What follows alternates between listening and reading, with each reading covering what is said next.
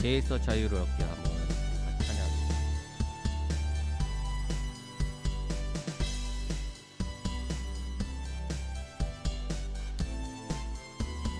죄에서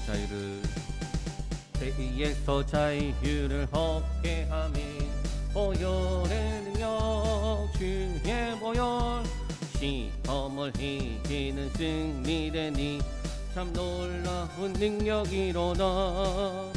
주의 보혈 능력이 있도다.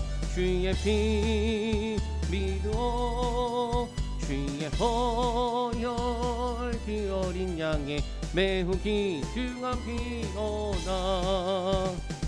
육체의 정욕을 이긴 힘은 보혈의 능력 주의 보혈 전결한 마음을 얻게 하니 참 놀라운 능력이로다. 주의 보혈 능력이 있도다. 주의 피 믿어 주의 보혈 그 어린 양이 매우 귀중한 피로다.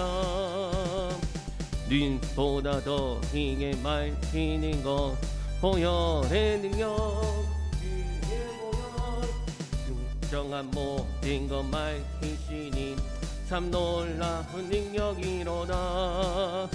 주의 보혈 능력이 있도다. 주의 피 믿어 주의 보혈 그 어린 양의 매우 귀중한 피로다.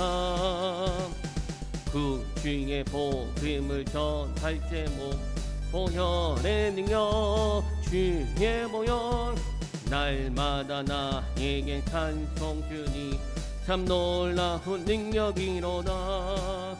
주의 보혈 능력이 있도다. 주의 피 믿어 주의 보혈 그 어린 양의 매우 귀중한 피로 주의 보혈 능력이 있도다. 주의 피 믿어 주의 보혈 그 어린 양의 매우 귀중한 피로 슬픈 마음 있는 사람 예수 이름 믿으면 영원토록 변함없는 기쁜 마음 얻으리. 예수의 이름은 세상의 소망이요 예수의 이름은 천국의 기쁨이 거룩하신 주의 이름 너의 방패 삼으라. 환난 시험 당할 때에 주께 기도드려라. 예수의 이름은 세상의 소망이요 예수의 이름은 천국의 기쁨일세. 존귀하신 주의 이름 우리 기쁨대로다. 주의 품에 안길 때에 기뻐 찬송 부르리. 예수의 세상의 소망이요 예수의 이름은 천국의 기쁨일세. 우리 갈 길 다간 후에 보좌 앞에 나가 왕의 왕께 경배하며 멸류관을 드리니. 예수의 이름은 세상의 소망이요 예수의 이름은 천국의 기쁨. 예수의 이름은 세상의 소망이요 예수의 이름은 천국의 기쁨일세. 예수의 이름은 세상의 소망이요. 예수의 이름은 천국의 기쁨일세.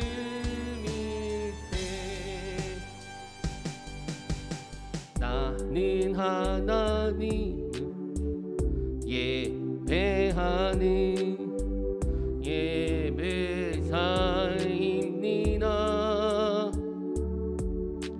내가 서 있는 곳 어디서나 하나님을 예배합니다.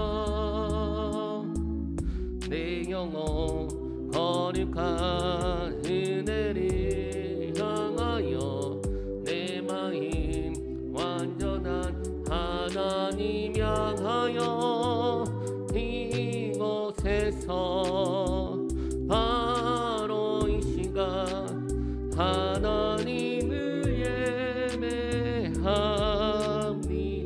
내 영혼 거룩한 내 영혼 거룩한 은혜를 향하여 내 마음 완전한 하나님 향하여 이곳에서 바로 이 시간 하나님을 예배합니다. 이곳에서 바로 이 시간 하나님을 예배합니다. 아멘. 우리 시간 우리의 기도로 하나님 앞에 올려드립니다. 하늘에 계신 우리 아버지 하나님, 우리를 향한 놀라운 계획으로 우리를 인도해 주시니 감사합니다. 예수 그리스도의 십자가를 통한 죄사함과 구속의 은혜를 날마다 누리게 하시고 성령을 통한 인도하심과 우리를 온전케 하심을 바라며 이 땅을 치유와 회복케 하는 주의 자녀로 살게 하소서. 예수님의 이름으로 기도합니다. 아멘. 오늘 우리 같이 볼 말씀은 요한복음 2장 13절에서 25절까지 말씀입니다. 요한복음 2장 13절에서 25절까지 말씀이고요. 말씀을 한 절씩 교독으로 읽겠습니다. 유대인의 유월절이 가까운지라 예수께서 예루살렘으로 올라가셨더니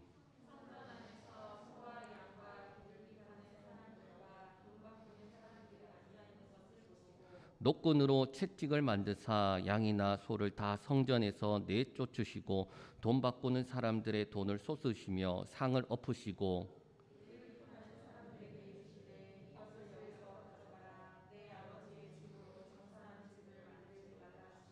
제자들이 성경 말씀에 주의 전을 사모하는 열심이 나를 삼키리라 한 것을 기억하더라.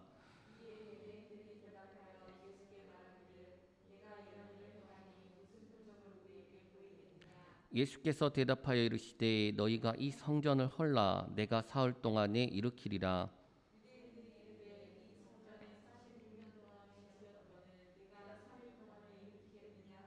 그러나 예수는 성전된 자기 육체를 가리켜 하신 말씀이라.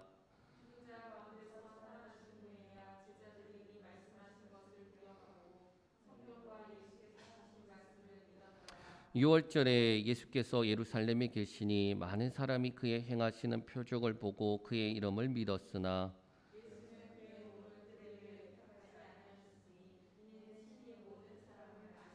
우리 같이 읽겠습니다. 또 사람에 대하여 누구의 증언도 받으실 필요가 없었으니 이는 그가 친히 사람의 속에 있는 것을 아셨음이니라. 아멘.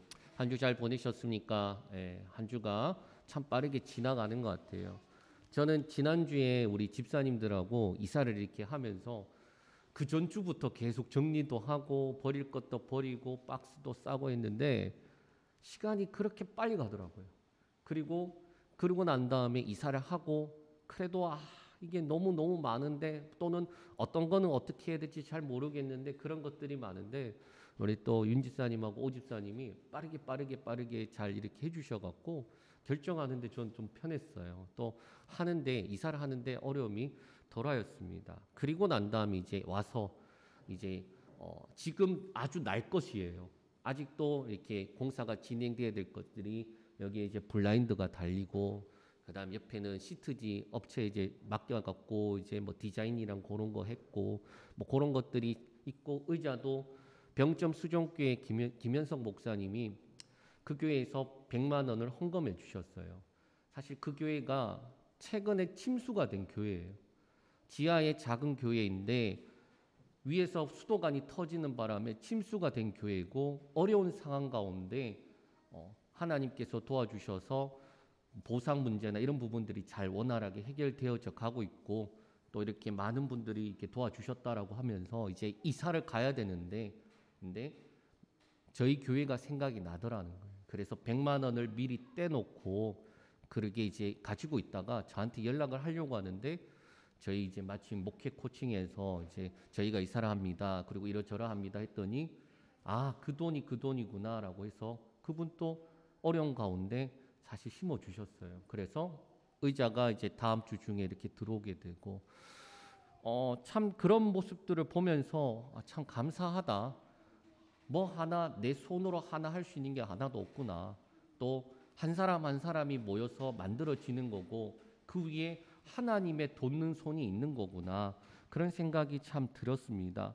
우리가 지난번부터 계속 이야기 나누는 이 고린도전서의 내용은 참 간단해요. 우리가 무엇을 심는지에 따라서 열매를 맺는다라는 거.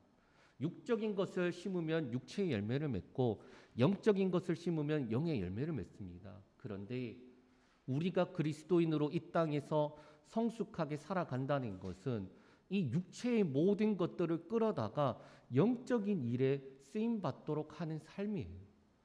그 일에 많은 사람들이 헌신을 하고 수고를 하고 심어가는 게 뭐냐? 교회입니다. 여러분 우리 교회가 그렇게 세워져 가고 있고 그렇게 함께 하고 있다라는 거예요. 우리에게 주신 시간, 물질, 삶의 터 존재하는 이유가 무엇이냐? 그 육체의 것을 심어서 육체만 만족하라는 게 아니라 그 모든 것이 영적인 일을 심어서 아름답게 열매 맺으다라는 거예요. 삶 속에 예수님을 담고 따라가는 삶, 그 열매가 나타나는 삶들 되시길 축복합니다. 아멘. 장소 이전을 하고 첫 번째 예배를 드리고 있습니다. 자, 그리고 본문을 요한복음 2장의 말씀을 정하였어요. 여러분 성경에 수많은 본문들이 있고 말씀들이 있고 그 가운데 축복의 말씀부터 시작해서 있겠지만은 왜 이 말씀을 우리가 같이 나누게 될 것인가 기도하면서 주셨던 마음이 있어서 그렇습니다. 우리가 요한복음 2장 말씀 많이 들었지요. 요한복음 우리가 잘 알고 있는 거 뭐죠? 예수님을 만나면 우리 지은이 포인트 하나 어떻게든 더 주세요. 알고 믿고 변화되고 증인된다라는 거예요. 그리고 요한복음 2장의 말씀은 믿다라는 내용이 있습니다. 왜? 요한복음에는 크게 두 사건이 있어요. 앞부분에도 가나의 혼인잔치가 있어서 그 말씀의 마지막 부분도 제자들이 예수님을 믿었더라. 그리고 지금 오늘 본문 또 마지막에 보면은 제자들이 예수님을 하신 말씀을 성경과 예수님을 믿었더라 뭐 이렇게 되어 있죠. 믿었다라는 내용이 되어 있기 때문이에요. 가나의 혼인잔치 예수님 말씀하십니다. 내 때가 아직 이르지 않았습니다. 그렇게 말하면서도 어떻게 하십니까? 첫 번째 표적 아는 친구. 첫 번째 표적 물이 포도주가 됐어요. 우리 지은이 2개 주세요. 2개 주세요. 자, 물이 포도주가 되는 이 가나의 혼인잔치 그리고 그 결과가 우리 11절 있습니다. 2장 11절 참고 구절 우리 같이 읽겠습니다. 예수께서 이 첫 표적을 갈릴리 가나에서 행하여 그의 영광을 나타내심에 제자들이 그를 믿으니라. 아멘. 예수님께서 표적을 나타내시니까 어떻게 되는 거예요? 그 표적이 뭐라는 거예요? 영광을 나타내시는 거고 그 영광을 본 이들이 제자들이 예수님을 믿었다라고 말씀하고 있어요. 그리고 두 번째 사건이 본문이죠. 예수님의 공생의 마지막에 있는 성전 청결 사건입니다. 그 말씀 마지막에도 예수님을 믿었고 부활하시고 승천하신 후에 제자들이 기억을 한 거예요. 성경과 예수님의 하신 말씀을 믿었다라고 22절, 23절에 말하고 있습니다. 자, 그래서 이 장의 공통적인 주제가 뭘까요? 믿음이에요. 그 믿음은 예수님께서 영광을 나타내시고 그 영광을 본 사람들은 예수님을 믿었다라는 겁니다. 자, 그러면 가나의 혼인잔치는 아주 아름답죠. 혼인잔치가 아름답게 마무리가 되었고 그리고 물이 포도주로 변했어요. 사람들이 그 포도주를 경험을 하고 너무 좋아했어요. 그러한 아름다운 사건인데 뒤에 나오는 오늘 본문은 아름답지가 않아 보여요. 왜냐하면 예수님의 행동이 아주 과격하기도 하고 폭력적이기도 하고 어떻게 보면은 예수님의 이미지, 여러분 제가 파마 머리를 했지만은 조금 더 길면은 예수님의 머리처럼 예, 그렇게 찰랑찰랑한 그 머리에 선한 이미지일 것 같은 우리의 이미지지만은 선한 이미지의 모습을 한 예수님이 그렇게 폭력적인 행동을 하셨다? 상상할 수 없죠. 그런데 성경은 무엇이라 말하느냐? 영광을 나타내는 행동이다라는 거예요. 물이 포도주가 되는 것만 영광을 나타내는 것이 아니라는 거예요. 성전을 청결케 하시고 그렇게 하는 행동 역시 영광을 나타나는 행동이다라는 거예요. 한번 이 일이 어떻게 시작되는지부터 같이 살펴볼 텐데요. 13절 말씀 같이 읽겠습니다. 유대인의 유월절이 가까운지라 예수께서 예루살렘으로 올라가셨더니 아멘. 여기서 나타난 유월절, 이 유월절은 예수님의 사역의 마지막 유월절이에요. 이제 명절이 가까우니까 사람들이 성전에 가서 예배하려고 각지에서 모여듭니다. 자, 그리고 이 유월절이 가지는 의미는 요한복음에 보면은 세례 요한이 예수님에 대해서 이렇게 고백을 하지요. 우리 1장 29절인데 읽겠습니다. 이튿날 요한이 예수께서 자기에게 나오심을 보고 이르되 보라 세상 죄를 지고 가는 하나님의 어린 양이로다. 아멘. 보라 세상 죄를 지고 가는 하나님의 어린 양이다. 하나님의 어린 양인데 그냥 어린 양이 아니라 세상 죄를 지고 간다라는 거예요. 요한복음 안에서 이 세례 요한이 두 번이나 이 이야기를 합니다. 세상 죄를 지고 가는 하나님의 어린 양. 우리는 부활절의 이 말씀을 우리가 대략적으로 들었지요. 유월절 양과 그 다음에 속죄일의 양에 대한 내용이에요. 유월절 양에 대해서는 우리 부활절에 집중적으로 말씀을 들었기 때문에 속죄일 양에 대해서 살짝만 이야기하고 넘어갈게요. 속죄일에는 우리가 알고 있듯이 1년에 한 번 이스라엘 백성들의 죄를 위해서 해결하는 그 시간입니다. 그 양 두 마리를 준비해요. 하나는 잡아서 그 피를 들고 대제사장이 지성소 안으로 들어가서 하나님 앞에 드리고 그리고 난 다음에 그 사람이 하나님으로부터 응답을 받았다라는 것을 확인하고 난 다음에 대제사장이 나와서 하나님께서 우리에게 응답하셨습니다 하고 나면 백성들이 기다렸다가 이제 마지막 남은 그 일이 뭐냐? 또 하나의 양 위에 안수를 해요. 그리고 모든 죄를 전가시켜서 광야로 보내버립니다. 속죄일에 두 양이 필요한 거예요. 자, 세상 죄를 지고 가는 양, 죄를 짊어지고 광야로 가버리는 거예요. 그래서 어떻게 됩니까? 맹수에게 뜯겨서 죽어버리게 되는 거예요. 자, 이것이 바로 속죄일이에요. 세례 요한의 고백은 유월절 양으로 예수님을 고백하고 있고 또 동시에 속죄일의 양, 그 양도 포함하고 있는 겁니다. 그리고 이제 예수님께서 십자가를 지시기 바로 직전에 있는 그 시간이 바로 어디냐? 유월절이라는 거예요. 유월절에 예수님이 지금 그곳에 계셨다라는 겁니다. 그리고 그 예수님께서 예루살렘에서 이제 얼마 남지 않은 시간 속에서 하셨던 일이 무엇이냐? 바로 14절에서 16절이에요. 우리 14절에서 16절 같이 읽겠습니다. 성전 안에서 소와 양과 비둘기 파는 사람들과 돈 바꾸는 사람들이 앉아 있는 것을 보시고 노끈으로 채찍을 만드사 양이나 소를 다 성전에서 내쫓으시고 돈 바꾸는 사람들의 돈을 쏟으시며 상을 엎으시고 비둘기 파는 사람들에게 이르시되 이것을 너희 여기서 가져가라. 내 아버지의 집으로 장사하는 집을 만들지 말라 하시니. 아멘. 예수님께서 예루살렘 성전으로 가셨고 14절에 그 성전이 뭐냐? 성소라고 되어 있는데 그것이 무엇이냐? 토히에론이라는 단어로 사실은 성전에 속한 모든 것을 의미하는 거예요. 그래서 성소, 부속 건물들 그리고 뜰을 의미하는데 그럼 예수님께서 여기 서 있었던 그 성소는 무엇이냐? 이방인의 뜰이에요. 많은 사람들이 밟을 수 있는 그 성전 가장 외곽에 바깥에 있는 그 초입인 것이죠. 자, 그런데 거기서 무슨 일이 있었느냐?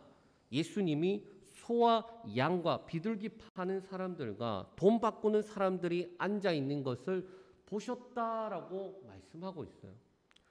자, 먼저 소와 양과 비둘기에 대해서 살펴볼 텐데 구약에서 제사를 드릴 때 가장 많이 드렸던 게 소와 양과 비둘기예요. 매번 소나 양을 드리면 좋겠지만 실질적으로 많은 사람들이 비둘기를 드렸을 겁니다. 자, 그런데 하나님 앞에 드리는 이 제물에는 조건이 있어요. 제물에 흠이 있으면 안 된다라는 겁니다. 레위기 22장 18절에서 20절 우리 같이 읽겠습니다. 아론과 그의 아들들과 이스라엘 온 족속에게 말하여 이르라. 이스라엘 자손이나 그 중에 거류하는 자나 소원 제물이나 자원 제물로 번제와 더불어 여호와께 예물을 드리려거든 기쁘게 받으심이 되도록 소나 양이나 염소에 흠 없는 수컷으로 드릴지니 흠 있는 것은 무엇이나 너희가 드리지 말 것은 그것이 기쁘게 받으심이 되지 못할 것임이라. 아멘. 자, 하나님 앞에 드리는 예물에 대한 조건이죠. 어떻게 드려야 된다고 하느냐? 19절에 기쁘시게 받을 만하게 드려야 된다라는 거예요. 하나님이 받으시는데 기분 나쁘면 안 되잖아요. 그렇죠? 네. 기쁘시게 받는 것이 무엇입니까? 그러기 위해 첫 번째 조건이 뭐냐? 수컷으로 드려라. 자, 두 번째 조건이 뭐냐? 흠이 없어야 된다라는 거예요. 자, 그리고 그 레위기 우리가 방금 읽었던 22장의 막 뒷부분에 보면은 자, 눈먼 거, 저는 거, 뭐 상처 난 거, 뭐 여러 가지 이렇게 막 이야기를 해주고 있어요. 구체적으로 설명을 하고 있습니다. 자, 문제가 있어요. 각자 집에서 예루살렘으로 끌고 와야 되잖아요. 소와 양과 비둘기를 가지고 와야 되잖아요. 오다 보면 어떻게 될까요? 흠이 생길 수밖에 없는 거예요. 하나님 앞에 제물을 드리고 싶은데 그래서 내가 기른 이것을 가지고 가야지라고 하면서도 어떻게 됩니까? 실질적으로 쉽지 않다라는 거예요. 먼 길을 걸어서 오는 동안에 흠이 생길 수도 있고 상처가 생길 수도 있고 더군다나 그 제물이 먹고 그 다음에 이동하는 게 쉽지 않았다라는 겁니다. 그래서 어떻게 하느냐? 예루살렘에 들어와서 제물을 구매하기 시작했다라는 거예요. 가까운 곳에서 구매. 우리가 이야기하고 있는 내용 지은이 알고 지자. 퀴즈. 자, 환전을 왜 할까요? 돈을 바꾸려고. 자, 돈을 왜 바꿔야 된다고 했죠? 네, 로마의 것은 신성 목욕하는 게 있기 때문에 하나님 앞에 드리기가 어려웠다라는 거죠. 자, 네? 괜찮습니다. 자, 계속 말씀을 이어가면은 자, 하나님 앞에 드리는 예물에 대한 내용이었고, 그리고 그 앞에 동물, 재물을 파는 사람들이나 환전하는 이들은 가장 큰 문제가 그것이었어요. 하나님 앞에 예배 드리러 오는 사람들을 볼모 삼아서 자신의 이득을 취했다라는 거예요. 그래서 예수님은 마태복음에서 뭐라고 말하느냐? 기록된 바 내 집은 기도하는 집이라 일컬음을 받으리라 하였거늘 너희는 강도의 소굴을 만드는도다 라고 한 거예요. 여러분, 이 말이 순화된 거잖아요. 강도의 소굴이라는 말이 이렇게 아주 순화된 것이죠. 예배를 볼모 삼아서 강도짓하는 너희들, 너희들 다 쓸어버릴 거야. 그 정도의 강력한 말씀이에요. 그래서 예수님이 15절에 노끈으로 채찍을 만들어서 소와 양을 후려쳐요. 여러분, 노끈을 들고 막 어떤 사람이 막 달려들어서 막 다 때리고 막 그렇게 난리를 치고 있는 거예요. 그러면 소와 양이 맞으면 가만히 있나요? 막 날뛰고 막 그 시장통에 노끈을 들고 막 휘두르면서 다 때리 부수고 있는 거예요. 자, 그리고 어떻게 하느냐? 돈상을 다 뒤집어 엎고 돈을 다 던져버려요. 자, 그리고 난 다음에 16절에, 그 와중에 16절에 보면 비둘기 파는 사람에게 이렇게 말합니다. 이것을 여기서 가져가라. 내 아버지의 집으로 장사하는 집을 만들지 말라라는 거예요. 저는 여기서 예수님의 섬세하심을 봤습니다. 왜? 소와 양은 때려도 괜찮아요. 그런데 비둘기를 때리면 어떻게 될까요? 죽겠죠. 예수님이 흥분을 해서 하신 게 아니라는 거예요. 예수님이 막 불의를 보셔서 막 분노를 하셨는데 이성을 잃을 그게 아니라 아주 침착하세요. 왜? 소와 양은 다 때리면서도 비둘기는 때리지 않아요. 그리고 이것을 가져가라는. 왜? 때리면 죽기 때문에. 이것이 얼마나 큰 사건입니까? 여러분, 이것을 통해 알 수 있는 것은 첫째로 성전에서 장사하는 것은 신성 모독죄예요. 둘째로 궁극적으로 재해 해결은 장사하는 자들과 이 재물을 내쫓으면서가 아니에요. 우리가 볼 때에는 예수님께서 그 장사하는 자들을 내쫓고 그리고 잘못된 재물들을 내쫓으면서 해결된다고 생각하지만은 그게 아니에요. 궁극적으로는 예수님께서 십자가에서 죽으심으로 죄의 문제가 해결되는 거다. 세 번째가 있는데 그게 바로 17절 말씀입니다. 우리 같이 읽겠습니다. 제자들이 성경 말씀에 주의 전을 사모하는 열심히 나를 삼키리라 한 것을 기억하더라. 아멘. 여러분, 이 말씀, 이 사건이 얼마나 충격적인지 제자들도 기억하고 있었어요.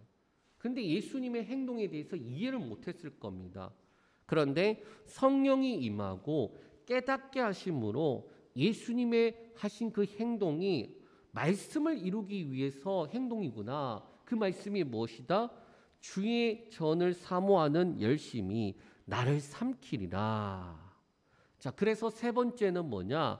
예수님의 행동은 주의 전을 사모하는 열심의 행동이다라는 거였어요. 그 행동에 나타나는 표현은 성전을 정화시키는 것으로 예수님께서 하나님께 대한 참된 예배의 모든 방해 요소들을 제거하러 오셨다라는 거예요. 자, 여러분 말씀 제가 한번 정리해 드릴게요. 세 가지 이야기 했죠. 예수님께서 하셨던 그 행동 첫 번째는 뭡니까? 성전에서 장사하는 것은 신성모독적이다. 두 번째, 궁극적인 죄는 장사하는 자들과 재물을 내쫓으면서가 아니라 어떻게 하는 것이다? 예수님이 십자가에서 죽으심으로 하신 것이다. 그리고 세 번째, 주의 전, 성전, 하나님께 예배하는 이 예배 사모하는 열심은 어떻게 하는 것이다? 예수님께서 우리로 하여금 하나님께 온전하게 예배할 수 있도록 그 모든 것들을 해결해 주기 위해서 오셨다라는 거예요. 자, 정리가 되셨습니까? 죄의 문제 해결뿐 아니라 하나님 앞에 나아가는 예배에 대한 부분도 말씀하고 있어요. 그리고 이 모든 것들을 통틀어서 뭐 하신 것이다? 영광을 나타내는 행동, 주의 전을 사모하는 열심, 그것이었다라는 거예요. 그런데 그 당시의 사람들, 제자들조차, 그 당시 주변에 있던 사람들조차 그 행동이 어떻게 보였다라는 거예요. 난동과 폭력으로 동시대 유대인들에겐 이해할 수 없는 상황으로 나타났다라는 거예요. 예수님이 말씀하시고 의도하신 바에 대해서 전혀 알 수가 없었다라는 거예요. 그리고 그들에겐 이게 도대체 뭐 하는 짓이야? 이런 행동이었죠. 그래서 유대인들이 예수님께 묻습니다. 18절에서 20절 같이 읽겠습니다. 이에 유대인들이 대답하여 예수께 말씀하기를 네가 이런 일을 행하니 무슨 표적을 우리에게 보이겠느냐. 예수께서 대답하여 이르시되 너희가 이 성전을 헐라 내가 사흘 동안에 일으키리라. 유대인들이 이르되 이 성전은 46년 동안 지었거늘 네가 3일 동안에 일으키겠느냐 하더라. 아멘. 자, 여러분, 그래도 예수님이 나름 이름이 난 선지자, 랍비 선생으로서 있었기 때문에 유대인들이 폭력으로 진압하지 않고 묻는 거예요. 무슨 표적을 우리에게 보이겠느냐. 이거 안 보이면은 때려 죽이겠다는 거예요, 사실은. 그때 예수님께서 어떻게 말합니까? 이 성전을 헐라 내가 사흘 동안에 일으키리라. 어떻게 보면 이해가 되지 않아요. 여러분, 예수님의 행동을 잘 생각해 보면 상식적으로 이해되지 않습니다. 왜냐하면 성전 앞에서 장사하는 이들을 내쫓았고 돈상을 뒤집어 푸셨다. 그 결과로 어떻게 됩니까? 예배하러 온 모든 사람들이 예배 드리는데 지장이 생긴 거예요. 문제가 생긴 거예요. 아니, 예배를 드리러 왔고 그 예배를 드리기 위해서 어쩔 수 없이 재물을 구매하고 돈을 바꿔야 되는데 그것을 예수님께서 다 뒤집어 엎는 바람에 어떻게 됐? 재물을 사지도 돈을 바꾸지도 못하게 되었고 결국 예배 드리는데 아주 큰 문제가 생기게 되었다라는 거예요. 그래서 예수님의 행동으로 보면 오히려 성전케 해서 예수님은 성전을 깨끗하게 해서 하나님 앞에 올바른 예배를 드리게 하시기 위해서 행동하셨는데 사람들의 입장에서는 그 행동이 예배를 방해하고 하나님 앞에 나아가지 못하게 하는 것처럼 보인다라는 거예요. 더 나아가 예수님이 뭐라고 대답하셨어요? 표적을 보이라는 대답에 성전을 헐라라고 대답하셨어요. 아니, 예배 드리는 이 성전을 헐라라고? 지금 너 때문에 재물이나 돈을 못 드려서 지금 저 사람들이 손해를 보고 있는데 하나님께 예배 못 드리고 있는데 성전을 헐라고? 그리고 성전을 헐라는 것도 어이가 없는데 예수님이 뭐라고 말합니까? 내가 사흘 만에 3일 만에 일으키겠다라고 말씀하신 거예요. 그러니까 여러분, 단순하게 예수님이 이 말씀하신 것이 아니라는 거예요.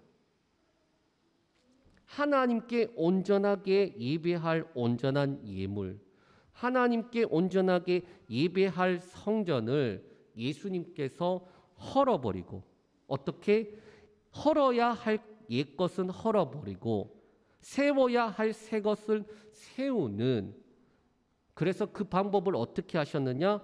예수님의 육체, 자신의 몸, 십자가에서 찢어 죽여 그것을 없애버리고 부활하심으로 옛것은 없어지고 새 것을 세우게 하셨다라는 거예요. 단순히 예수님이 십자가에서 죽고 부활하셨습니다가 아니라는 거예요. 그 예수님께서 옛것을 다 없애버리시고 그리고 일으키심으로 새 것을 세웠다라는 거. 여러분, 우리가 제시펠 루이스의 그 십자가의 도에서 아주 요약된 부분들을 이해하기 때문에 참 이해하기가 쉽지 않았죠. 옛사람이 죽는다라는 의미, 그리고 예수 그리스도로 새 사람을 입어라, 그리스도로 입어라라는 의미가 바로 여기에 담겨져 있다라는 거예요. 그런데 유대인들은 이해하지 못했습니다. 제자들도 이해하지 못했어요. 왜 이해하지 못했을까요? 영적인 것을 육적인 것으로 해석을 하는 거예요. 예수님이 말씀하신 것은 영적인 부분이죠.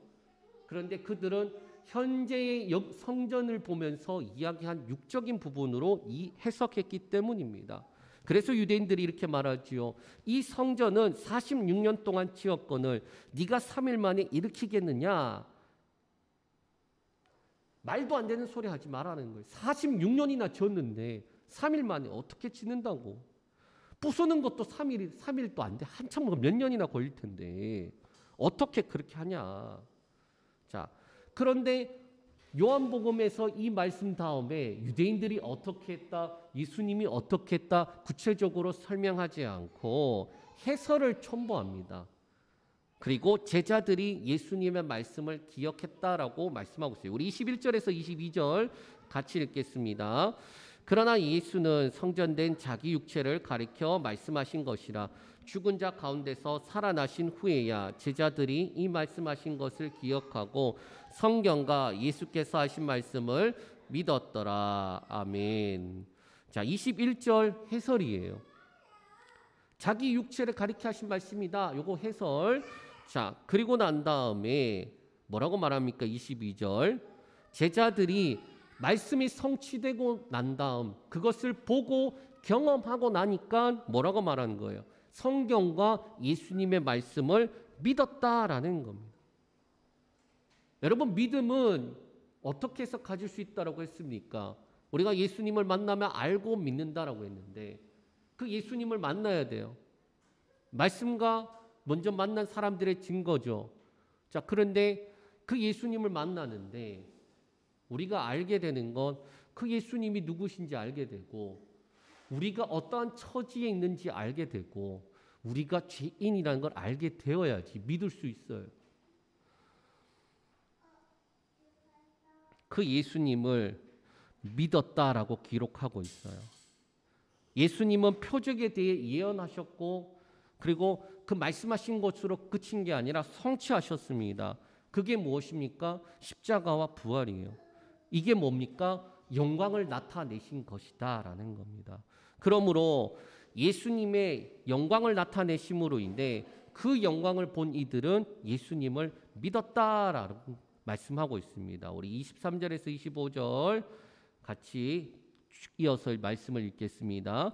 6월절에 예수께서 예루살렘에 계시니 많은 사람이 그의 행하시는 표적을 보고 그의 이름을 믿었으나 예수는 그의 몸을 그들에게 의탁하지 아니하셨으니 이는 친히 모든 사람을 아심이요 또 사람에 대하여 누구도 중도 받으실 필요가 없었으니 이는 그가 친히 사람의 속에 있는 것을 아셨음이라. 아멘. 자, 제자들도 말씀을 기억하고 예수님을 믿었고 또 많은 사람들이 예수님이 행하시는 표적을 보고 믿었어요. 자, 보통 이렇게 되면 어떻게 되느냐? 여기서 끝 해야 돼요. 그러면 어떻게 됩니까? 해피 엔딩이 되죠. 우리가 아는 아이들의 동화 내용들을 보면 행복하게 살았답니다 라고 하고 끝이에요. 결혼하면은 행복하게 살았답니다 끝이 아니잖아요. 결혼과 동시에 많은 어려움들이 있잖아요. 그런데 왕자와 공주는 결혼을 하고 행복하게 살았답니다 라고 끝나니까 근데 실제 결혼은 안 그렇잖아요. 살아가는 것부터가 쉽지 않아요. 자, 그런데 해피엔딩으로 끝날 텐데 그런데 뒤에 뭐가 붙었습니까? 24절, 25절 말씀이 붙었어요. 내용으로 보면 이렇게 됩니다. 예수님은 사람들을 믿지 않는다라는 거예요. 그리고 그 이유는 뭐냐? 모든 사람을 아시기 때문이다라는 거예요. 왜 예수님이 사람을 믿지 않느냐? 모든 사람을 아시기 때문에 또 사람의 있는 속에 있는 것을 아셨기 때문에 믿지 않는다라는 거예요. 저는 이 말씀을 보고 또 보면서 이해를 못했어요. 아니 도대체 무슨 말씀인가?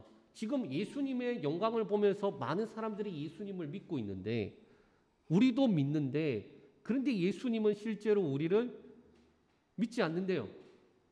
왜? 우리를 아시기 때문에. 또 믿지 않는데요. 우리 사람 속에 있는 것이 무엇인지 아시기 때문이라는 거예요. 왜 예수님께서는 예수님께로 온 이들을 믿지 않으실까? 나도 믿지 않으실까?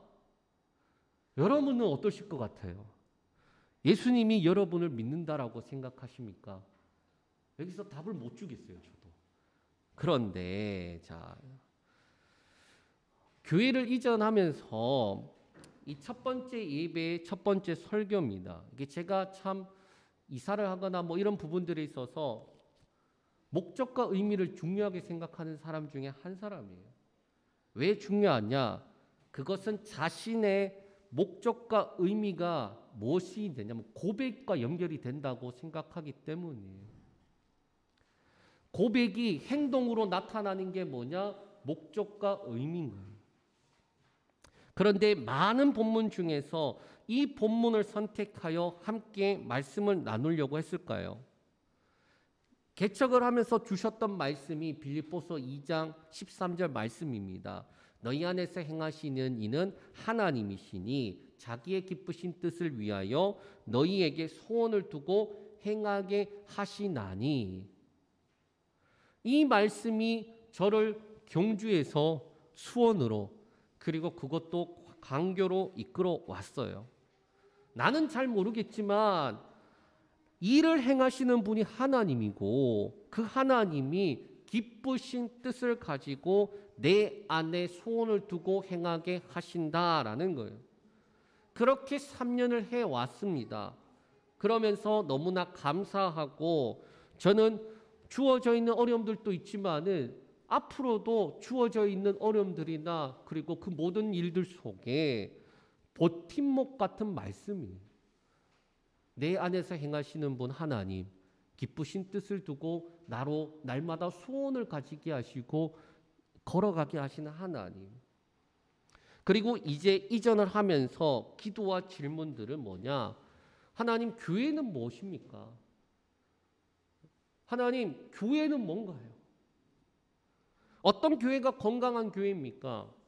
어떤 교회가 하나님이 기뻐하시는 교회입니까? 개인에 대해서는 이제 알겠어요. 예? 그리스도인이 무엇인지는 알겠어요, 하나님. 그런데 교회는 무엇인가요? 수많은 교회 중에 우리 교회가 존재해야 할 이유가 뭡니까? 하나님께서 우리 교회를 또 어떻게 만들어 가시길 원하십니까? 함께 하는 성도들과 어떠한 모습으로 아름답게 만들어져 가야 될까요? 수많은 질문들과 기도 제목이 있는 거예요. 답이 있느냐? 잘 모르겠어요, 아직도. 응답이나 해결책이 있느냐? 아니요. 그런 것이 있어서 이곳에 온 것이 아니에요. 그러나 연관성이 없어 보이는 요한복음 2장 그리고 오늘의 본문이 교회란 무엇인가라는 그 질문에 최소한의 답이 되면서 동시에 최대한의 답을 주고 있다라고 저는 생각이 되는 거예요. 그게 뭡니까?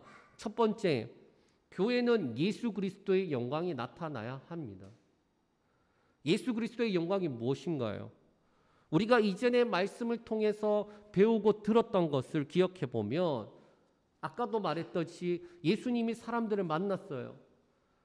예수님을 만난 사람들은 둘 중에 하나입니다. 예수님이 누구신지 알게 되든지 뭘 모르든지 알게 된 이들은 필연적으로 예수님을 믿었어요. 그리고 영광을 알게 되었다는 말이 영광을 보았다라는 말과 동일합니다. 그들은 예수님에 대해서 하나님의 말씀에 대해서 갈급한 사람들도 있었고 병든 환자들도 있었고 귀신 들린 사람들도 있었어요. 수많은 문제들 속에도 있었습니다. 그런데 예수님이 그들을 만나 주셨고 그들을 통해 그들에게 예수님이 누군지 알게 하셨어요. 어떤 이는 말씀이 이루어지는 것이 무엇인지 알게 하셨고 어떤 이는 오랫동안 그 질병이 해결되게 하셨던 분이 누군지 알게 하셨고 어떤 이는 귀신이 쫓겨져 나가면서 예수님께서 오신 목적이 무엇인지 알게 하셨고 그 모든 것들을 통하여서 영광을 나타내셨다라는 말로 표현한 것뿐입니다. 그럼 그것이 어디에 나타나야 되느냐? 교회 안에서 나타나야 되는 거예요. 예수님이 하나님의 아들이시면서 구원자, 그들이 보고 듣고 경험하면서 알게 되었다라는 겁니다. 교회는 잘 모르겠지만 예수 그리스도의 영광이 나타나는 바로 예수님이 하나님의 아들이시고 구원자다라는 것을 삶 가운데 깊이 경험하게 만드는 곳이구나. 그 열매가 저와 여러분에게 나타나는 것이 교회다. 둘째는 교회는 예수 그리스도의 사모하는 열심이 나타나는 곳이구나. 여러분, 예수님이 그 사모하는 열심이 나를 삼킨다라는 말씀을 이루었다라고 하는데 얼마나 하나님의 그 예배하는 것과 그 성전을 사모했는지 엄청나죠. 여러분이라면 그 사이에 들어가서 노끈으로 채찍 만들어서 그렇게 할 수 있을까요? 엄청난 열정과 에너지뿐 아니라 그것을 위해서 모든 것들을 다 쏟아붓는 모습을 보았습니다. 자, 그렇다고 교회를 때려 부수고 마음에 안 든다고 사람들 쫓아내고 다 뒤집어 엎으라는 거 아니죠. 뭐냐? 하나님 앞에 예배하기 위해서 올바른 예배 그리고 올바른 열심이 있는 것이 바로 교회다라는 거예요. 간단하게 말하면 헌신과 열정이 있는 거예요. 하나님 앞에 자신을 드리는 것과 그리고 그 하나님을 향한 열정이 있는 곳이 바로 교회고 그것은 모든 것들을 초월한 사랑이 있는 게 교회구나. 세 번째, 표적과 믿는 자가 나타나야 된다라는 거예요. 유대인들이 예수님을 향하여서 표적을 구했습니다. 하나님께서 너를 보내신 그 표적, 증거 보여보라는 거죠. 믿지 않는 사람들이 우리에게 표적을 요구할 때에 우리는 주저함 없이 뭘 해야 될까요? 표적을 보여줘야 됩니다. 믿지 않는 사람들이 원하는 표적 뭔지 아십니까? 제가 매번 예화하면서 하는 이야기가 믿지 않는 친구가 저한테 가끔 전화가 와요. 그러면 그 친구는 이제 군대에서 만난 친구니까 뭐라고 하냐면은 순정아 기도 좀 해줘 그래요. 뭘 위해서 기도해 줄까? 물으면은 100억만 생기게 기도해 달라는 거예요. 네. 그러니까 세상 사람들이 원하는 표적은 딱 이 세상의 것들만 수준에서만 요구합니다. 그걸 표적이라고 생각을 해요. 그럼 우리가 보여줄 표적은 무엇일까요? 복음밖에 없어요. 그럼 그 복음을 말로써 전하는 거냐? 아니요. 우리 삶 가운데서 누려짐으로 말미암아 나타나는 열매로 복음이 증거되어야 합니다. 뭐 어렵게 말하지 말고 예수님을 닮고 따라가는 삶이죠. 세상 사람들이 표적을 요구할 때에 우리는 그 표적이 세상 사람들이 원하는 표적이 아니지만은 진정한 표적을 보여줘야 되는데 그것을 보고 믿는 일이 나타나는 게 교회다라는 거. 이것을 뭐 어렵게 설명해서 그렇지 쉽게 말하면 증거와 전도가 나타나야 된다라는 거죠. 그런데 우리는 그 본질적인 내용들을 잊어버리고 교회는 예배합니다. 교제가 있어야 됩니다. 전도를 해야 됩니다. 그렇게만 했기 때문에 문제가 있었구나. 이 모든 것들을 모아서 이제 이사를 하면서 어떻게 목회할래? 그 질문이 저한테 들어올 때에 저는 기도하고 전도한다라고 했어요. 뭐 어떻게 목회할래라는 그 질문이 저한테 들어올 때에 저는 나는 잘 모르겠고 기도하고 전도할게요. 이사한 상소를 이렇게 정리하면서 이제 저쪽 장소를 정리하는 일이 있어서 이제 원상복구해주는 폐기물 처리 업체랑 이제 계속 연락을 했습니다. 그 견적도 내었고 뭐 날짜도 사실 정했었다가 지금 한 주 미뤄졌어요. 그 이유는 지금 있는 장소 그대로를 인수받고자 하는 사람이 생겼어요. 근데 다음 주 중에 이제 주인분이랑 이렇게 아마 계약을 하게 되면은 저희가 비용 안 들이고 오히려 비용을 더 받고 이제 나올 수 있게 되니까 좋은데 그 폐기물 업체 사장님이 제가 교회 목사인 줄 알고 저한테 그러더라고요. 큰 교회 옆에 이제 더 사랑의 교회가 있으니까 큰 교회가 막 뭐 문제가 많고 돈이 많고 뭐 그런 부정적인 이야기를 하시는 거예요. 아마도 제가 작은 교회고 그래서 큰 교회에 대해서 부정적으로 생각할 거라 생각하셨던 것 같아요. 아니면 본인이 부정적으로 생각하시니까 나는 동조해 줄 거다 생각하셨던 것 같아요. 근데 저는 그렇게 말했어요. 큰 교회라서 문제가 많은 것이 아니고 또 작은 교회라고 해서 문제가 없는 게 아니라 그랬어요. 그 말은 뭐냐? 그저 모습과 형태가 다르지만 각자 주어진 것이 맡겨진 것이 있어 감당할 뿐이라고. 그게 더 중요한 거다. 달란트 비용과 그렇지 않나요? 5달란트, 2달란트, 1달란트. 각자 역량에 맞게끔 주셨습니다. 그런데 각자 수고하여서 배나 남겼는데 그런데 1달란트 받은 사람은 땅속에 묻어뒀죠. 주인이 5달란트 남긴 사람한테 더 칭찬해주고 2달란트 남긴 사람한테 2달란트만큼의 칭찬을 해줬느냐? 아니에요. 똑같은 칭찬을 해줍니다. 그러나 책망이 있는 1달란트는 맡겨진 달란트를 가지고 씨앗도 아닌데 심었어요. 여러분 차라리 씨앗을 심었으면 열매를 맺었을 텐데 돈을 심어놨어요.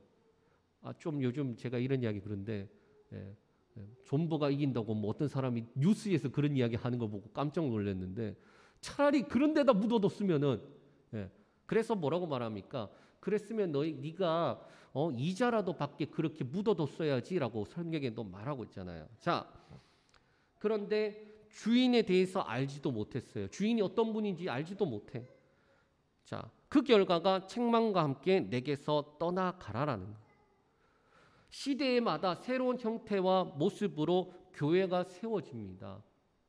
그리고 변화와 혁신을 통해서 세워지지만은 이내 불행하게도 역사들을 보면은 변질돼요. 또 그러면 또 거기에 반해서 우리가 다시 본질로 돌아가자 그러면서 그런 운동이 일어나서 초창기에는 또 괜찮다가 나중에 가다 보면 또 변질돼요. 본질을 이야기하는데 우리는 본질과 멀어지는 모습, 본질과 본질을 떠나서 변질하는 연약한 존재라는 것을 이미 역사적으로 우리가 알고 있어요. 그 말이 무슨 뜻이냐? 이 땅에는 완벽한 교회가 없다라는 거예요. 이 땅에 완벽한 교회가 없어요. 그러면 완벽한 교회가 없으니 소망이 없다는 겁니까? 또는 어차피 완벽한 교회가 없으니 포기하고 살라는 거예요? 아니라는 거예요. 예수님 바라보자는 거예요. 부족한 거 많죠. 이게 어떻게라는 방법 저도 잘 모르겠어요. 그런데 예수님께서 어떻게 하셨습니까? 그냥 표적을 구하는 이들에게 성전 헐어라. 사흘 만에 일으키겠다 하고 하시면서 자기를 헐어버리셨어요. 그리고 사흘 만에 부활하심으로 세워졌습니다. 이루셨어요. 그냥 예수님은 묵묵히 주어지신 길을 걸어가셨어요. 저는 지금도 그렇습니다. 어떻게라는 방법은 아직도 잘 모르겠어요. 그냥 예수님 바라보고 그냥 주어진 길 걸어가겠습니다. 여러분 오늘 보셔서 아시겠지만은 제가 어제 밤에 늦게 이제 테스트 하면서 솔직하게 말씀드릴게요. 정말 큰일 났다 생각이 들었어요. 여러분 우리가 얼마나 연약한 존재인지 딱 우리 지금 이 시각적으로도 보여야 돼요. 뭐냐? 우리가 연약한 존재가 보통 벽돌로 된 벽이 그런 콘크리트 벽이잖아요. 교회는 우린 유리벽이에요. 유리벽. 보면서 하나님 우리가 지금 참 연약한 존재가 맞아요. 맞아요. 우리는 유리벽이라서 소리가 조금만 커져도 저 앞은 다 들려요. 바깥에 소리 다 들어와요. 그런 연약한 존재 맞아요. 지금 벌써 주중에 미리 다 의뢰를 했지만은 일정들이 다 안 맞아서 다 지체가 돼서 완벽하지도 않아요. 심지어 부족한 거 투성이고 연약한 거 투성이에요. 맞아요. 그래서 저는 속으로 주님 어떻게 해야 될까요? 암담한 마음도 들지요. 그런데 그래 그런 것과 상관없이 뭐 이제까지도 그렇게 해왔는데 예수님 바라보면서 우리에게 맡겨주신 그 자리에서 그냥 묵묵히 걸어가는 거야. 주님 오실 때까지 걸어가는 거야. 그게 교회라고 생각을 합니다. 어떻게라는 방법은 모르겠지만 그 길을 함께 걸어가는 저와 여러분들에게 하나님의 은혜가 충만할 줄 믿습니다. 부족한 것, 허술해 보이고 약해 보이는 투성이면 어떻습니까? 우리에게 가장 큰 표적은 우리를 통하여 예수 그리스도가 나타나는 것이에요. 이 소망을 품고 함께 새롭게 주어진 이곳에서 묵묵하게 예수님을 닮고 따라가는 저와 여러분들 되시길 축복합니다. 우리 말씀을 기억하면서 함께 기도하겠습니다. 하나님, 우리에게 새로운 장소를 이전하시면서 우리 가운데 행하시는 분이 하나님이시고 기쁘신 뜻과 소원을 품게 하시는 분도 하나님이신데 하나님, 우리는 어떻게라는 방법을 모르겠습니다. 그저 예수 그리스도 그분만 바라보고 우리에게 주어진 길을 묵묵하게 걸어가길 원합니다. 하나님, 우리에게 예수 그리스도의 표적이 삶으로 우리 교회로부터 나타나게 해달라고. 두 번째, 하나님, 우리 교회를 통하여서 하나님께서 행하실 기쁘신 뜻이 이제는 온전히 드러나, 영광이 드러나듯 드러나 열매 맺게 해달라고. 그리고 하나님, 이 지역에 예수 그리스도 그분을 증거하며 복음의 열매가 맺어지게, 전도의 문이 열리게 해달라고. 우리 이것을 놓고 같이 한번 기도하겠습니다. 사랑이 하신 아버지 하나님, 감사합니다. 주님, 오늘 또 주님 앞에 예배합니다. 아버지 하나님, 은혜를 더하여 주시기 원합니다. 주님 아버지 하나님, 함께하여 주시기 원합니다.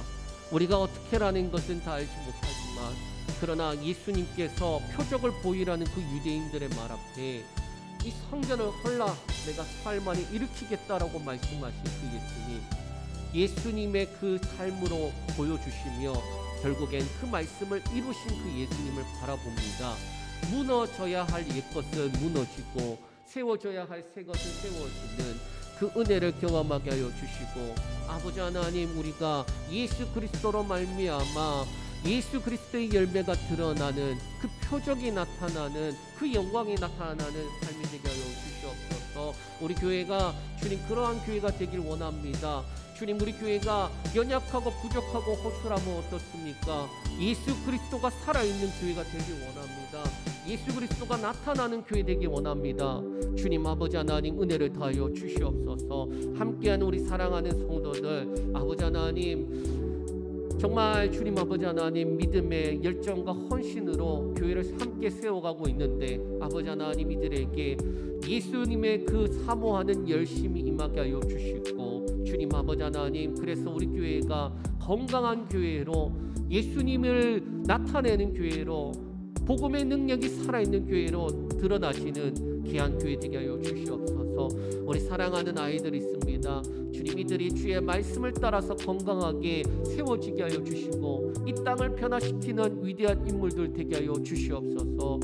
주님, 쓰시는 귀한 인물들 되게 하여 주시옵소서. 우리에게 주신 주님, 우리 사랑하는 윤집사님 가정, 오집사님 가정, 그 외에 주님 아버지 하나님 교제하고 있는 주님 아버지 복음을 증거하고 있는 그들에게 주님 주의 능력과 은혜가 임하여 주님 아버지 하나님 삶 가운데 하나님의 도우심과 형통하심을 경험케 하여 주시옵소서.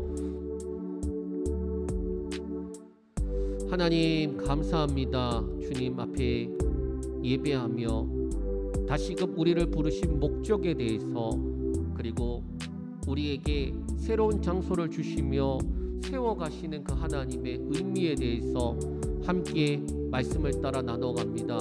하나님, 우리에게 주신 이 길을 허술하면 어떻습니까? 연약하면 어떻습니까? 어떻게라는 방법이 모르면 어떻습니까? 그냥 예수 그리스도 부르신 그분 앞에 묵묵하게 걸어가고 그분을 나타내고 드러내며 그분의 영광이 드러나는 삶을 맺어가는 그 일에 한 걸음 한 걸음 나아갈 따름입니다. 주님, 그 길에 우리 사랑하는 윤집사님 가정, 또 오집사님 가정 함께하게 하시니 감사합니다. 예수님의 그 사모하는 열심이 우리에게도 동일하게 임하게 하여 주시고, 올바른 예배, 올바른 교회를 세워가기 위해 방법은 모르지만 그 예수님처럼 한 걸음 한 걸음 내딛어가는 귀한 은혜 허락하여 주시옵소서. 감사하며 예수님의 이름으로 기도합니다. 아멘. 우리 시간 찬양하면서 예물 드리겠습니다. 슬픈 마음이 있는 사람, 우리 1절 4절만 가겠습니다.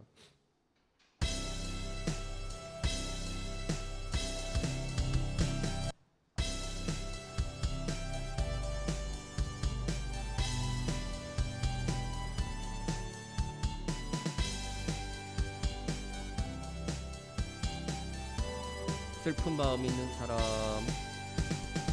슬픈 마음 있는 사람, 예수 이름 믿으면 영원토록 변함없는 깊은 마음 얻으니, 예수의 이름을 세상의 소망이요 예수의 이름은 천국의 기쁨일세. 우리 갈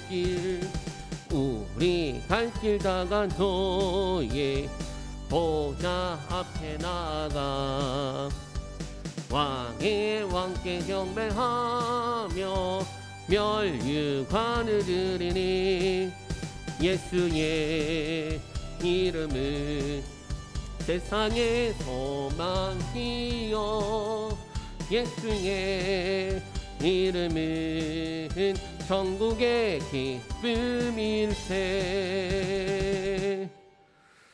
하나님 감사합니다. 주님 앞에 귀한 예물 올려드립니다. 우리의 삶과 또 우리의 찬양과 고백과 결단을 주님 앞에 올려드립니다. 주님, 우리에게 주를 향한 열심과 주를 사모하는 그 마음과 그리고 주님을 향한 열정이 주님 아름답게 열매 맺어져 주님 앞에 드리기 원합니다. 주님 영광 받아 주시옵소서.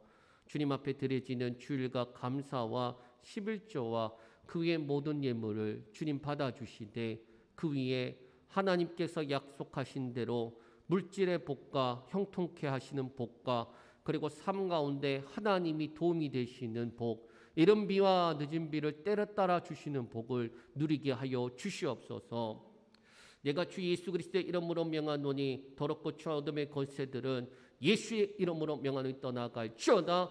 우리 삶 가운데서 주님 예수 그리스도의 이름의 능력이 나타나 우리 삶 가운데 어둠은 물러갈지어다. 아버지 하나님, 우리 구석구석에 마음 가운데 할 수 없다라고 만드는 더럽고 추한 어둠의 권세들은 예수의 이름으로 명하노니 떠나갈지어다. 아버지 하나님, 특별히 육체의 질병 있는 자 예수의 이름으로 명하노니 육체의 질병으로 하나님께 쓰임받지 못하게 만드는 더럽고 추한 어둠의 권세들은 예수의 이름으로 명하노니 떠나갈지어다. 고침받고 나음받을지어다. 예수 그리스도의 보혈의 피로 덮어 주시옵소서. 치료되고 회복되게 하여 주시옵소서. 주님 아버지 하나님, 우리 사랑하는 자녀들 하나님께서 지혜와 지식과 총명을 더하여 주시기 원합니다. 주의 말씀을 따라 주의 말씀을 기준 삼아 하나님 앞에 걸어갈 선한 양심 주시고, 주님 아버지 하나님, 하나님의 주신 지혜와 총명을 따라 세상에서 존귀한 자들 되게 하여 주시옵소서. 아버지 하나님, 주어져 있는 가정 그리고 주어져 있는 사업과 직장 위에 아버지 하나님 은혜를 더하여 주시기 원합니다. 하나님, 하나님의 도움 없이 살아갈 수 없음을 우리가 알고 있습니다. 하나님의 함께 해주시지 않으면 쓰러질 것 같은 연약한 존재인 줄 알고 있습니다. 우리로 하여금 붙잡아 주시고 날마다 먼저 가서 일하시는 여호와 일의 하나님을 경험케 하여 주시며, 주님 그 가운데 하나님께서 가까이 계시는 그 가까이 계심을 경험하는 귀한 삶들 되게 축복하여 주시옵소서. 하나님, 우리 교회에 이제 이전하며 주님 새롭게 만들어 가야 될 것들, 이제 이전의 장소에서 주님 아버지 하나님 정리되어야 될 것들이 있습니다. 아버지 하나님, 모든 것들이 아름답게 마무리되고 새롭게 시작될 수 있도록 하나하나 세세하게 주님 간섭하여 주시옵소서. 이제는 우리 구주 예수 그리스도의 은혜와 하나님의 크신 사랑과 성령님의 감화 감동 내주 교통 충만케 하신 은혜가 이제 새롭게 이전을 하며 새 장소에서 교회가 무엇인지, 주님이 말씀하시는 그 교회가 무엇인지 함께 만들어가며 그 속에서 예수님을 닮고 따라가는, 예수님 가신 그 길을 묵묵히 걸어가는 우리 사랑하는 모든 성도들 머리 위에 주어져 있는 가정과 직장과 사업과 삶의 터 위에 관계 우리 동네 교회 위에 이제로부터 영원토록 함께 하시기를 예수님의 이름으로 축원하옵나이다. 아멘. 예, 수고하셨습니다. 예배를 마쳤습니다.